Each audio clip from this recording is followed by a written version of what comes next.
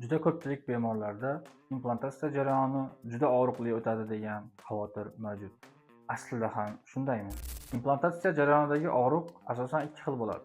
Birinchisi operatsiya vaqtidagi og'riq, ikkinchisi operatsiyadan keyingi ukolning ta'siri qochgandan keyingi og'riq hisoblanadi. Birinchi og'riq, ya'ni operatsiya paytidagi og'riq 100% bo'lmaydi deb bemalol ayta olamiz. Sababi bizning ishlatadigan anestetiklarimiz juda kuchli ta'sirga ega bo'lib turib, uning ta'siri bir necha soatgacha saqlanib qoladi. Ikkinchisi, tish olingan joyda nerv hujayralari 70% gacha atrofiya bo'lib ketadi, ya'ni qisqarib ketadi, 30% gina qismi saqlanib qoladi. Shu sababli biz u joyga mahalliy og'riqsizlantirish qilish orqali operatsiyani bemalol 100% gacha og'riqsiz o'tkaza olamiz.